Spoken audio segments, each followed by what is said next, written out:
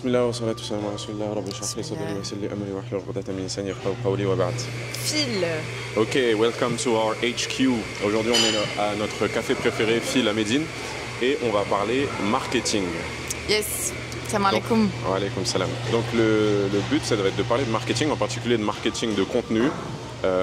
Ma compréhension du marketing et des tendances actuelles, qu'est-ce qu'il faut faire pour être performant en marketing de contenu aujourd'hui, les must-have, les nice-to-have, et aussi on va parler de marketing d'influence et d'affiliation, parce que c'est quelque chose de super puissant et c'est un domaine dans lequel on a généré des centaines de milliers d'euros de chiffre d'affaires grâce à l'affiliation, grâce à l'influence, sans avoir à dépenser 1 euro en publicité, parce qu'on a dépensé seulement aux variables des gens à la performance. Donc ça, c'est super efficace. On va vous expliquer un petit peu comment faire tout ça.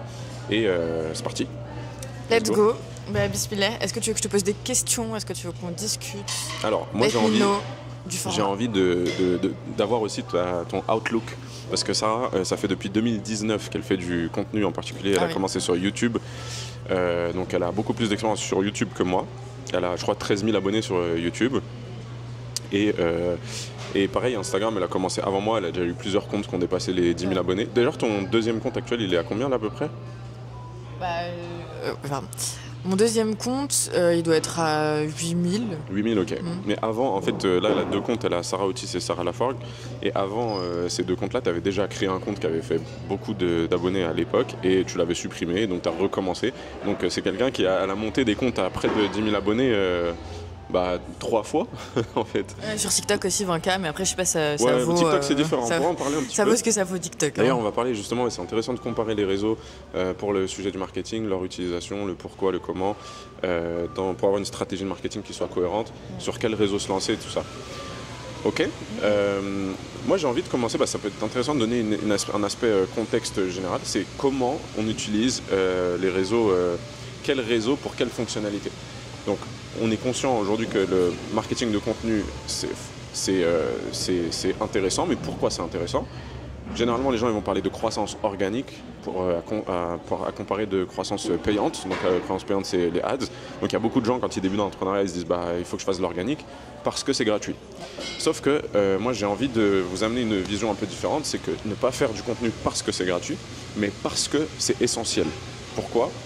En fait, parce que même si vous avez des ads, vous devez faire du contenu, d'accord? Le contenu, en fait, il a pour but de nurturer, je vais expliquer ce que ça veut dire, et il a pour but de fidéliser, de convertir votre audience. C'est rarement les ads qui vont permettre de faire de la conversion. Ou alors, les ads, elles font de la conversion sur une audience qui est déjà qualifiée, qui est déjà en intention d'achat, et peut-être qui vous connaît déjà. Donc ça, c'est ce qu'on appelle le retargeting, c'est que vous allez recibler en ads des gens qui vous suivent déjà.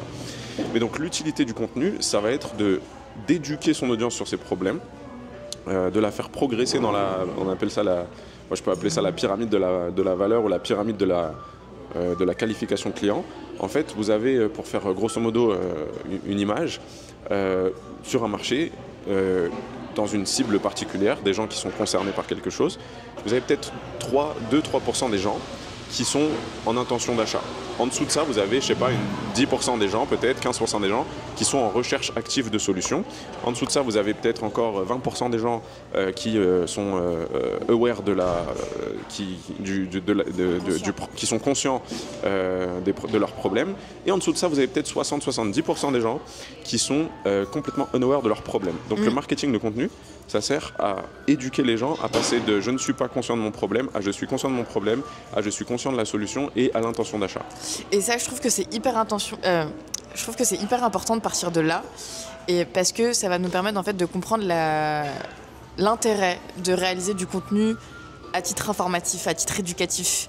Parce que en fait, à partir du moment où on a conscience que toutes les personnes qui sont sujettes à notre contenu ne sont pas forcément conscientes de leurs besoins, et le marketing, en fait, on va le voir de manière beaucoup plus imbriquée concrètement à ton tunnel de vente, et on va plus voir ça comme quelque chose d'accessoire ou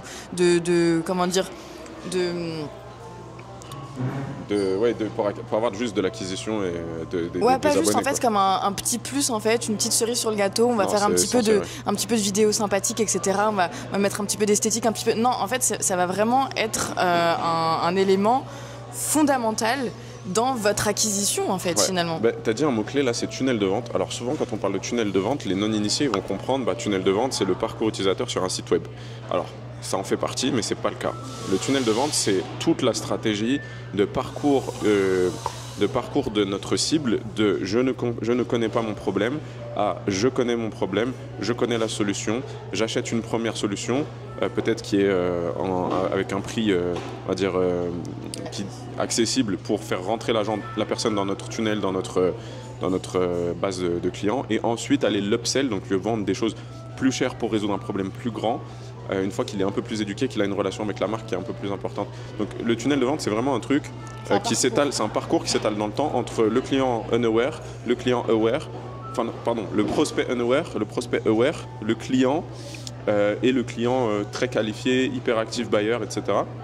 Donc c'est toute la durée de vie qui est conceptualisée, et il y a 2 citations qu'on peut utiliser pour expliquer ce que c'est un tunnel de vente. La première chose, c'est don't make a customer to make a sell to make a customer. Ça veut dire, ne fais pas un client pour lui faire une vente, fais une vente plutôt pour faire un client. C'est-à-dire que vaut mieux vendre quelque chose de pas cher aujourd'hui pour ensuite fidéliser le client et lui vendre quelque chose de plus cher demain, puis autre chose de plus cher demain, puis autre chose de plus cher.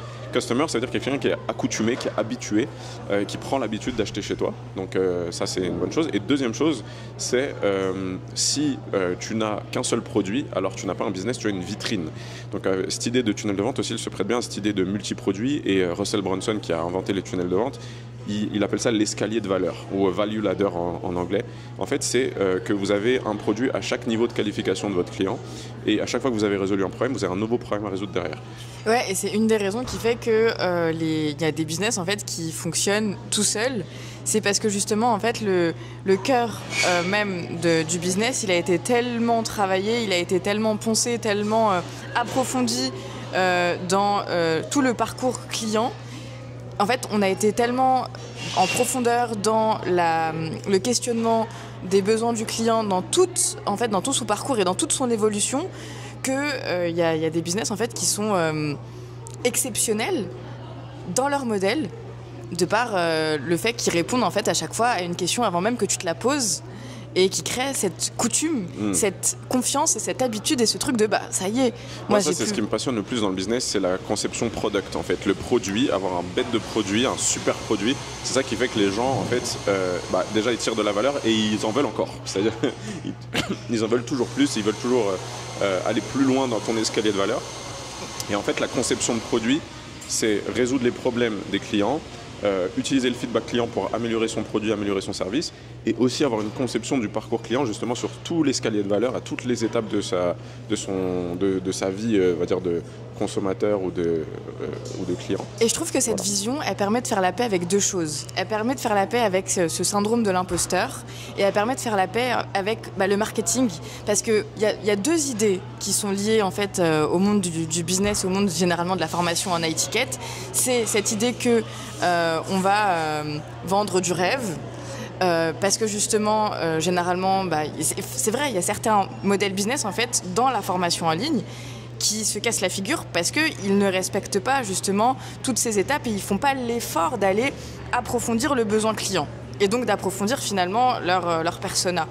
Et la deuxième idée reçue dans le marketing, c'est que le marketing en fait ça sert juste à maquiller un produit qui ne saurait pas se vendre tout seul. Or, c'est un peu vrai, mais ça permet de faire aussi la paix avec ça, parce que le marketing, c'est pas juste en fait du maquillage, c'est aussi Je suis hyper d'accord avec toi. C'est vraiment, j'aime beaucoup cette tournure de phrase. Ça permet de faire la paix très avec. Féminine, hein. Non, mais c'est super. Franchement, j'adore.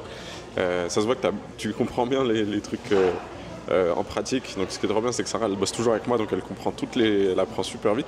Mais sa formation fonctionne. Voilà. Donc, en fait, cette idée-là de souvent, le syndrome de l'imposteur, c'est mon produit n'est pas assez bien, il ne va pas porter assez de résultats, et mon marketing, où je ne sais pas vendre, j'ose pas vendre, parce que je ne suis pas assez convaincu de mon produit.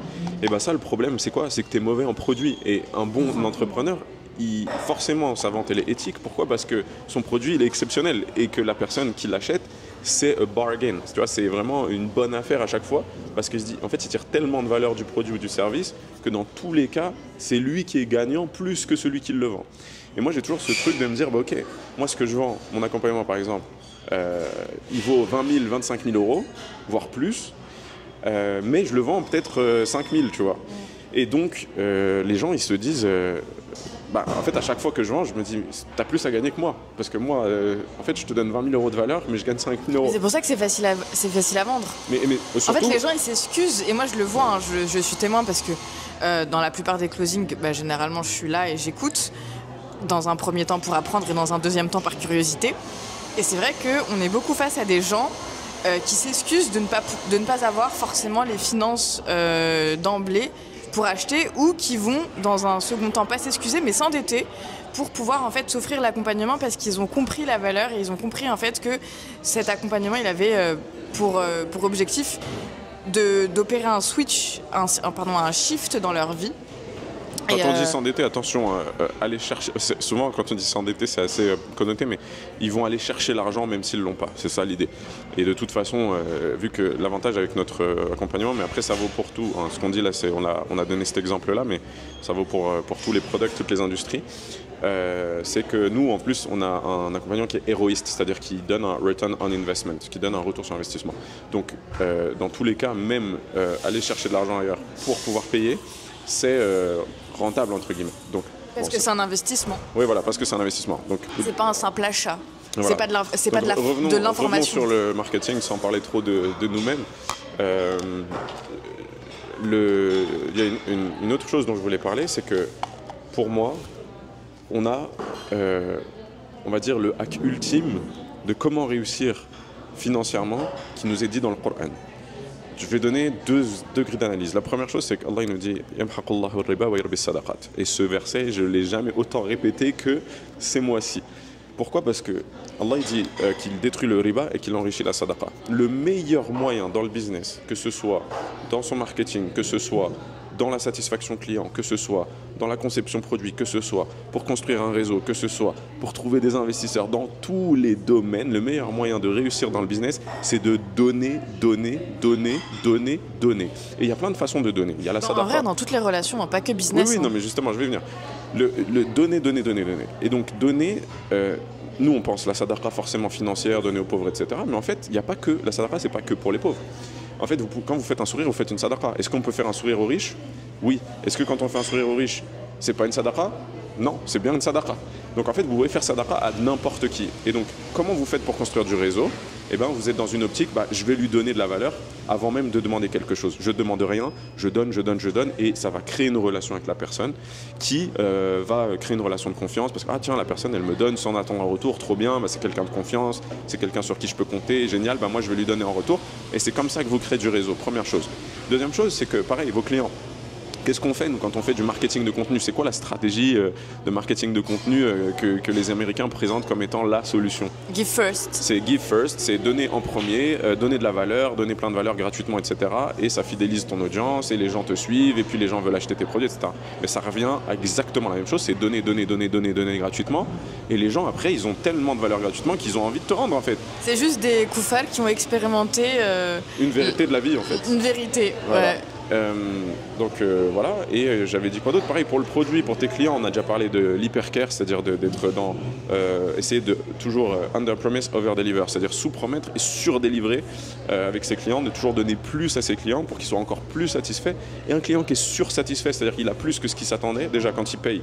Normalement, hyper reconnaissant. Oui, voilà. Normalement, quand il paye déjà, il est plus, il se dit, j'ai plus à gagner que ce que j'ai perdu, parce que j'ai échangé plus d'argent. Enfin, j'ai obtenu plus de valeur que j'ai donné d'argent. Donc ça, c'est la première chose. Mais la deuxième chose, c'est que si tu lui donnes encore plus que ce qu'il pensait obtenir, non seulement il va être fidélisé, mais en plus de ça, il va te recommander, ou alors il va upsell. Donc vraiment, la recette secrète dans tout ce que vous faites, c'est donner. Et parfois, les gens ne se rendent pas compte qu'ils prennent. Quand vous demandez de l'aide, vous prenez. Quand vous faites de la promotion, vous prenez. De l'attention, vous prenez. Et attendez un moment, je vais vous promouvoir mon produit. Vous demandez de l'attention. Donc ça, par exemple, moi, il y a un frère qui m'a envoyé un message hier. Il m'a dit, moi, je fais des millions de vues sur les réseaux, sur TikTok, YouTube Short et Insta. Et il a plusieurs e-com, il a fait plusieurs trucs et tout. Et il me dit, j'arrive pas à faire de vente. Et moi, je regarde son Insta et je vois, il a une page de montres. D'accord ? Et il montre plein de montres. Donc des jolies montres, etc. Je lui dis, tu sais ce que c'est ton problème, frérot? C'est que tu fais que de la promotion. En fait, ton compte, c'est de la pub. Mais tu fais que demander de l'attention, genre, hey, regardez mes montres, regardez mes montres, regardez mes montres. Mais en fait, les gens, ils vont pas sur Instagram pour consommer de la publicité. Moi, je n'ouvre pas Instagram pour voir de la publicité. Et dès qu'on voit de la publicité, on scrolle, on veut pas la voir. Donc, je lui ai dit, il faut que tu changes, il faut que tu donnes de la valeur. Il m'a dit, oui, mais je sais pas comment donner la valeur. Moi, j'ai vu des tonnes et des tonnes de comptes super intéressants, de mecs qui parlent de montres, ils sont passionnés, ils expliquent comment ça fonctionne, ils donnent l'histoire de telle marque, ils parlent du designer, non, mais ça s'apprend à donner etc. de la valeur, c'est une vraie science. Voilà. Mais du coup, le seul switch qu'il devrait faire, c'est donner.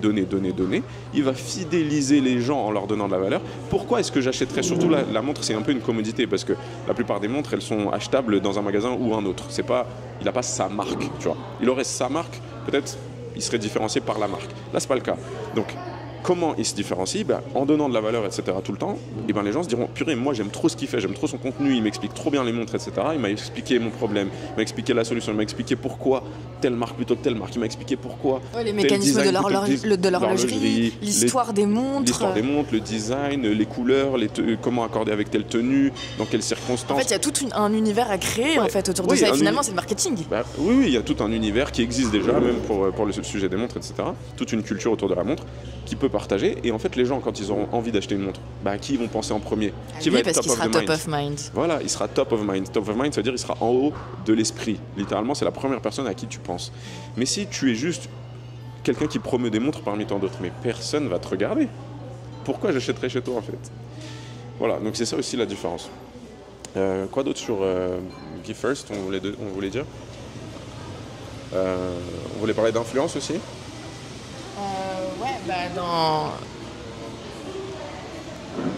Je pense que dans Give First, il y a vraiment cette idée de mindset, tu sais, de scarcity mindset versus abundance mindset, parce qu'on a trop peur en fait de donner, comme si en fait on allait y perdre, alors que la logique, qu'elle soit rationnelle ou qu'elle soit spirituelle, c'est que quand tu donnes, t'as plus. C'est ça. Et effectivement, Allah, il est Razaq, d'accord? Et il y a beaucoup de gens, malheureusement, ils pensent qu'en donnant, ils auront moins. Mais ça, c'est contraire à la Aqida, en fait. C'est faux. C'est faux, archi faux. C'est que plus tu donnes, plus tu obtiens. D'accord? Et ça, j'en ai déjà parlé de plusieurs manières. J'avais parlé de la concurrence et comme quoi la concurrence, ça faisait augmenter la taille du marché. J'avais parlé que ça faisait augmenter aussi la valeur pour les clients. Et j'avais parlé aussi du fait de former mes concurrents. J'avais aussi parlé du fait de collaborer avec des gens qui peuvent être perçus comme des concurrents. Moi, j'ai fait beaucoup de collaborations ces derniers temps avec d'autres infopreneurs qui potentiellement, théoriquement, les gens, purée, mais moi, si mes clients ils vont plutôt chez lui que plutôt que chez moi, j'aurai moins d'argent. Non, en fait, le fait que je fasse des collabs avec d'autres infopreneurs, ça fait que son audience y grandit, mon audience elle grandit, et surtout on se donne de la crédibilité mutuelle. Et vos audiences mutuelles s'éduquent. Et nos audiences mutuelles s'éduquent et peuvent prendre des décisions beaucoup plus avisées sur attends, moi j'ai besoin plutôt de me former dans ça ou plutôt de me former dans ça. C'est ça mon étape 1, c'est ça mon étape 2, c'est ça le parcours idéal, etc. Et ils comprennent beaucoup mieux, ils font des achats plus avisés et donc plus éthiques. Et donc ils vont être plus satisfaits, ils vont pas te demander de remboursement, ils vont pas te donner de mauvaise réputation. Donc en fait tout le monde est gagnant. Et c'est ça, et l'intérêt en fait avec le marketing, c'est qu'encore une fois en fait, il n'y a pas cette fausse idée d'aller voler les gens parce que justement on leur maquille un produit, on leur fait croire que ce produit en fait c'est le produit magique qui va changer leur vie. Non, le marketing c'est juste la science de savoir adapter notre communication à la bonne cible. Oui, et même j'irai encore plus loin, c'est savoir communiquer la valeur. Parce que mais à la bonne cible. Le product, oui, la bonne cible, c'est pour la clarté. Donc le product, on a parlé tout à l'heure de la conception de produit, le fait d'avoir un bon produit, un bon service, etc., d'améliorer avec le feedback client, etc. Le bon product, c'est savoir comprendre la valeur soi-même. D'accord? Nous, on comprend la valeur. Qu'est-ce qui a de la valeur pour mon client? Tout n'a pas de la valeur. Est-ce que mon effort, il a de la valeur pour le client? Non, il s'en fout que ce soit moi ou quelqu'un d'autre qui fasse le taf. Il veut juste que le taf soit fait. Donc mon effort n'a pas de valeur, par exemple. Par contre, tel résultat a de la valeur. Est-ce que mon client il veut ça ou il veut ça? Est-ce que son besoin c'est ça ou c'est ça? Parfois on n'est pas assez nuancé et on n'est pas assez clair sur quel est le besoin réel du client, et c'est pour ça que c'est hyper important de bien comprendre ce besoin du client, d'avoir ce feedback de marché régulier et d'écouter ses clients, d'accord? Et il y a un danger qu'on peut avoir aussi, ça c'est un problème un peu de riche, mais quand tu commences à déléguer à ta team sur le delivery, etc., que tu coaches moins de gens, ça devient mon cas, je coach de moins en moins de gens en one-one, que je fais moins en moins de calls, par exemple de closing, etc. Et ben, tes coachs et tes closers, et ben, il faut qu'ils te ramènent le feedback de tes élèves, il faut qu'ils te ramènent les feedbacks de tes prospects, etc. pour que toi, tu puisses améliorer ton delivery, améliorer ton produit. Mais ça, c'est comprendre la valeur. La deuxième chose, c'est communiquer la valeur. Et il y a beaucoup de mécanismes dans la présentation des offres, par exemple, à cumuler la valeur, le stacking de value, présenter des bonus, scarcity urgency, tu vois, la rareté et l'urgence.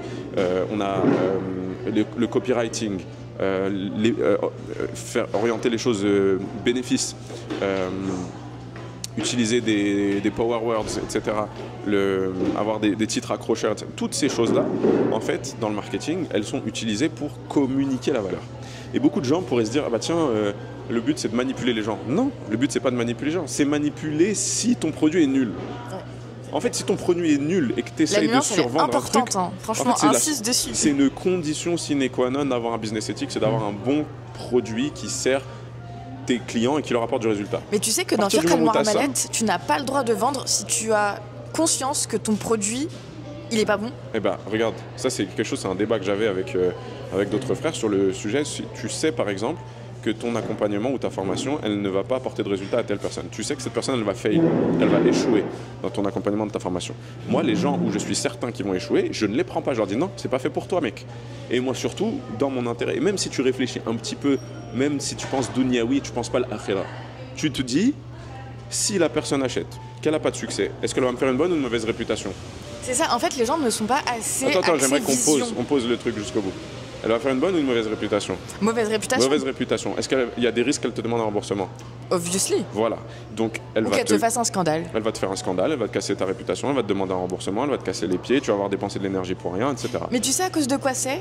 Encore une fois, c'est à cause du scarcity mindset. Parce que les gens, en fait, le scarcity mindset te pousse à être dans l'instant T. Il te pousse pas, en fait, à être dans une optique d'investissement où tu te dis, ok, c'est pas grave si j'ai pas pour l'instant, si je rentre pas de l'argent pour l'instant. Parce que de toute manière, moi je suis convaincue de mon produit et je suis convaincue que mon produit correspond à tel type de persona et pas à tel autre. Et que pour l'instant, même si j'ai des débutants qui viennent chez moi, eh ben, je maintiens l'idée et je maintiens en fait mon positionnement ferme sur le fait que je ne veux pas les prendre parce que je sais fermement que ça ne va pas leur servir. Et ça demande énormément de force d'esprit, de mental. En fait, c'est la différence. Moi, je l'ai vu, j'ai rencontré plein d'entrepreneurs dans ma vie, dans ces 10 dernières années, on va dire. Et on voit la différence entre les gens qui veulent faire de l'argent rapide et les gens qui veulent devenir riches, entre guillemets. Enfin, qui veulent devenir riches, qui deviennent riches plutôt. Les gens qui veulent faire de l'argent rapide, généralement, ils échangent, ils troquent leur éthique, ou ils troquent leurs efforts, ou ils troquent leur patience contre l'argent rapide. Sauf que tu fais de l'argent rapide et boum, ça s'effondre. Pourquoi? Parce que mauvaise réputation, tu survends ton truc, tu t'engages sur des choses que tu peux pas tenir, et catastrophe, tu perds ta réputation et tu sors de l'entrepreneuriat et t'es fini. Les gens qui, effectivement, ils sont prêts à prendre moins maintenant, à patienter. Et Allah avec les endurants. Voilà, delay gratification. Ça c'est la qualité sine qua non de l'entrepreneur, c'est d'être capable de retarder la récompense. Et si tu es capable de retarder la récompense en vendant, on va dire, éthiquement, parce que tu ne vas pas vendre à quelqu'un où tu sais qu'il ne va pas avoir de résultat, et ben, non seulement tu construis une réputation solide, mais demain, tout le monde va acheter chez toi, parce que tout le monde va être certain, grâce à ta réputation, que c'est chez toi que tu auras du résultat. Parce que tous les autres, ils vont vendre du rêve, parce que tous les autres, ils sont OK avec vendre avec des gens qui vont pas avoir de succès, etc. Tu vois. Donc ça, c'est la base. Et du coup, le marketing, je reviens, à condition que tu aies un bon produit, à condition que tu sois solide sur ton delivery, que tu apportes du résultat, etc. Mais c'est juste expliquer la valeur, présenter la valeur. Alors, soit il y a des procédés qui peuvent paraître manipulatoires, mais en fait, ils ne le sont pas. Parce que manipuler, ça voudrait dire que tu as un dessin mensonger ou que tu as un dessin néfaste, mauvais pour la personne. Sauf que là, en l'occurrence, c'est arriver à faire conscientiser la valeur de la chose d'une manière où ça devient clair, puré. En fait, parce que, regarde, je te donne un exemple. Si moi, je dis là, tout de suite, mon accompagnement, il vaut 5 000 €. Bah, en fait, les gens, ils entendent juste mon accompagnement. Donc, ils disent, bah ouais, c'est cher. Maintenant, si je te dis, qu'est-ce qu'il y a dedans? En détail, point par point. Je te dis, Dans mon accompagnement, il y a des coachings collectifs avec moi pendant 4 mois, toutes les semaines. Il y a un coaching one-one avec un coach de ma team, expert en sales, closing, setting, webinaire, etc. hebdomadaire toutes les semaines pendant 4 mois. Je te dis qu'on te staffe un closer, qu'on te staffe un setter, qu'on t'apprend à faire des offres high ticket qui, 1, augmente tes marges, 2, augmente ta conversion, 3, augmente, te permettent ta scalabilité et te permettent de travailler moins en gagnant plus. Là, tout de suite, tu te dis, purée, j'aurais plus besoin de contacter 50 prospects par jour, c'est quelqu'un d'autre qui va le faire pour moi. J'aurai des gens qui vont closer pour moi des offres high ticket parce que moi, j'ai du mal à vendre des offres à 5 000 €. Et en plus de ça, je vais vendre plus cher, je vais faire plus de marge. Et je suis coaché pendant 4 mois. C'est juste orienté bénéfice en fait là. Là, je te dis tous les détails déjà. Et encore, j'ai pas utilisé tout mon arsenal marketing et méthodologique de stacker la valeur, d'ajouter des bonus, etc. Mais là, tout de suite, tu dis, bah, la valeur, elle est beaucoup plus grande. Et c'est quoi la différence entre les deux? Bah, c'est qu'un cas, j'ai pas précisé, j'ai pas utilisé T'as pas communiqué la valeur du tout. J'ai pas communiqué la valeur du tout. J'ai juste dit, bah, je vends ça. Telle chose, tel produit, fais-moi vaut confiance. ça. En fait, c'est le t'inquiète, Harry. Ouais, non. Tu vois, t'inquiète, Harry. Moi, je suis un bon. Moi, j'ai eu tel résultat. Viens, fais avec moi, t'inquiète. Et non, c'est pas ça. Ça, c'est pire. Parce que là, tu communiques pas, les gens, ils savent pas ce qu'ils achètent, etc. Quand tu vas être dans le. Par exemple, là, j'ai donné tout ça. Déjà, tu dis, waouh, la valeur, elle est bien. Franchement, ça les vaut peut-être, ces 5 000 €. Derrière, tu rajoutes quoi? Bonus. Ah, tu dis, ah, c'est encore pas assez. Bonus. J'ai un logiciel d'affiliation qu'on a développé nous-mêmes, qu'on te donne à vie et qui m'a permis de générer 300 000 € de chiffre d'affaires.